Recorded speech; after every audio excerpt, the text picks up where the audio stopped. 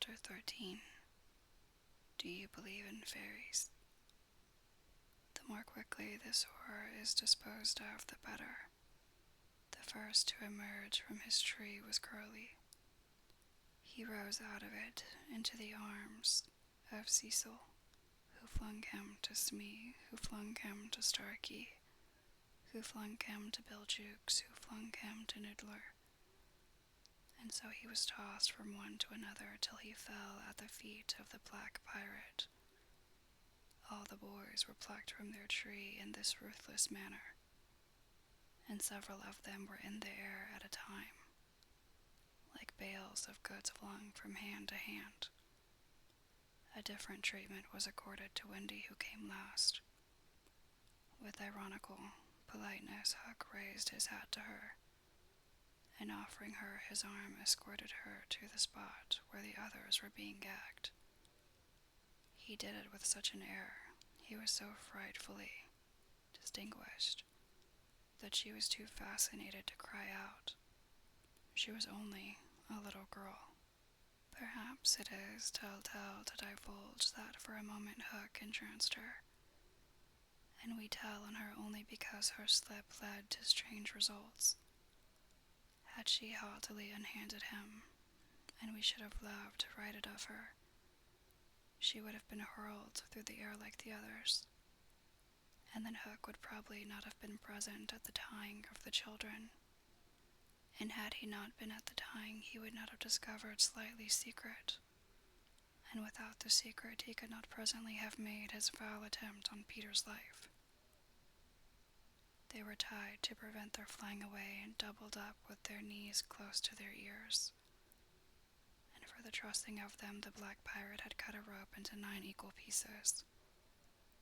All went well until Slightly's turn came, when he was found to be like those irritating parcels that use up all the string in going round, and leave no tags with which to tie a knot.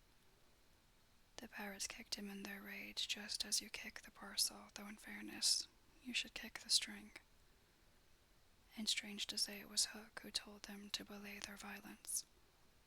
His lip was curled with malicious triumph, while his dogs were merely sweating because every time they tried to pack the unhappy lad tight in one part, he bulged out in another. Huck's mastermind had gone far beneath Slightly's surface, probing not for effects but for causes, and his exultation showed that he had found them. Slightly, white to the gills, knew that Huck had surprised his secret, which was this: that no boy so blown out could use a tree wherein an average man need stick. Poor Slightly, most wretched of all the children now, for he was in a panic about Peter, bitterly regretted what he had done. Madly addicted to the drinking of water when he was hot, he had swelled, in consequence, to his present girth, and instead of reducing himself to fit his tree, he had, unknown to the others, whittled his tree to make it fit him. Sufficient of this Huck guessed to persuade him that Peter at last lay at his mercy, but no word of the dark design that now formed in the subterranean caverns of his mind crossed his lips. He merely signed that the captives were to be conveyed to the ship, and that he would be alone. How to convey them? Hunched up in their ropes, they might indeed be rolled downhill like barrels, but most of the way lay through a morass. Again, Huck's genius surmounted difficulties. He indicated that the little house must be used as a conveyance. The children were flung into it, 4 stout pirates raised it on their shoulders. The others fell in behind, and singing the hateful pirate chorus, the strange procession set off through the wood. I don't know whether any of the children were crying. If so, the singing drowned the sound. But as the little house disappeared in the forest, a brave, though tiny jet of smoke issued from its chimney, as if defying Huck. Huck saw it, and it did Peter a bad service. It dried up any trickle of pity for him that may have remained in the pirate's infuriated breast. The first thing he did on finding himself alone in the fast-falling night was to tiptoe to Slightly's tree and make sure that it provided him with a passage. Then for long he remained brooding, his hat of ill omen on the sward, so that any gentle breeze which had arisen might play refreshingly through his hair. Dark as were his thoughts, his blue eyes were as soft as the periwinkle. Intently he listened for any sound from the nether world, but all was as silent below as above. The house under the ground seemed to be but one more empty tenement in the void. Was that boy asleep, or did he stand waiting at the foot of Slightly's tree with a dagger in his hand? There was no way of knowing, save by going down. Hook let his cloak slip softly to the ground, and then biting his lips till a lewd blood stood on them, he stepped into the tree. He was a brave man, but for a moment he had to stop there and wipe his brow, which was dripping like a candle. Then silently he let himself go into the unknown.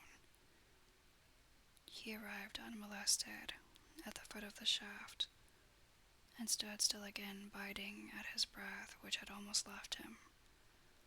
As his eyes became accustomed to the dim light, various objects in the home under the trees took shape, but the only one on which his greedy gaze rested, long sought for, and found at last, was the great bed.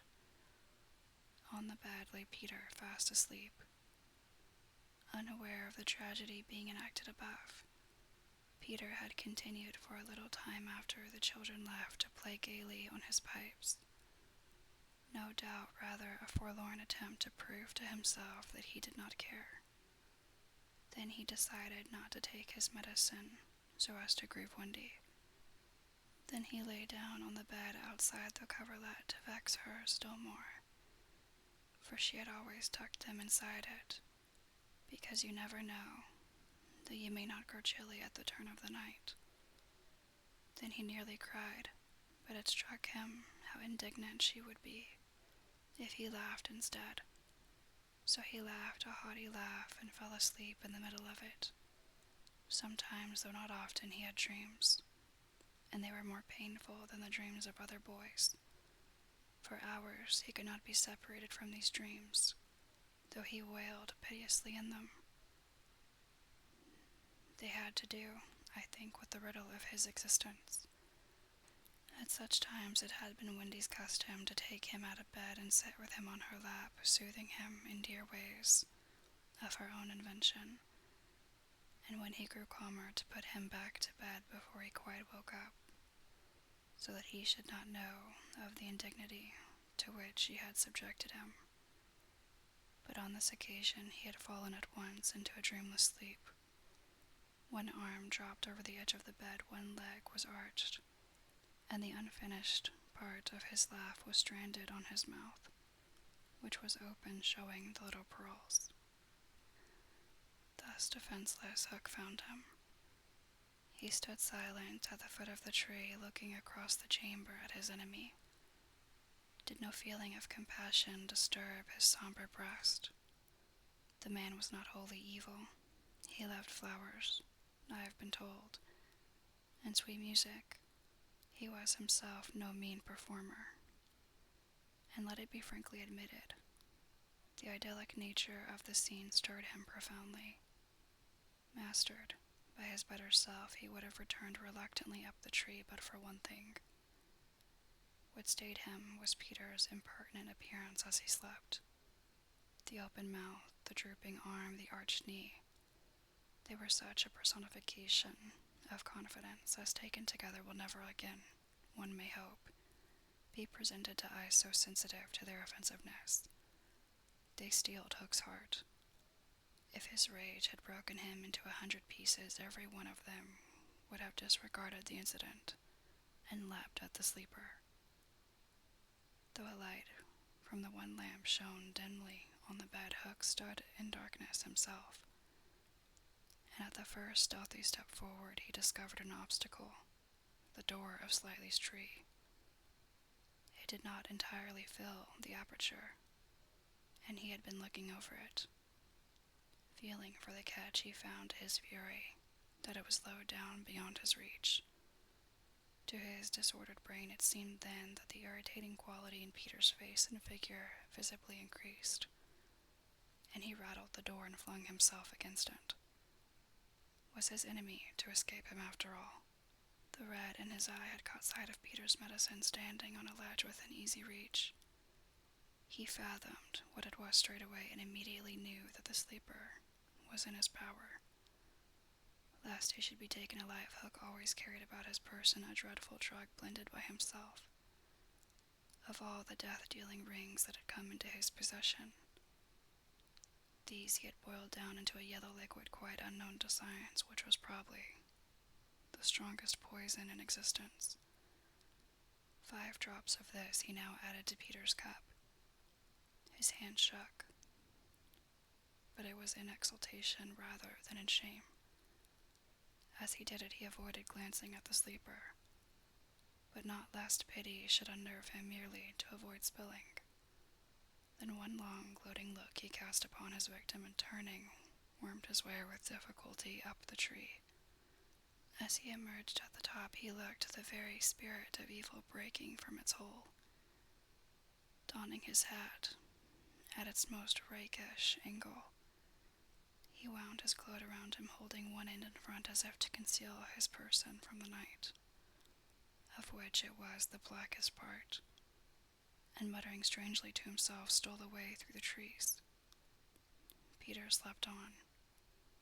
The light guttered and went out, leaving the tenement in darkness, but still he slept. It must have been not less than 10 o'clock by the crocodile when he suddenly sat up in his bed, wakened by he knew not what. It was the soft, cautious tapping on the door of his tree.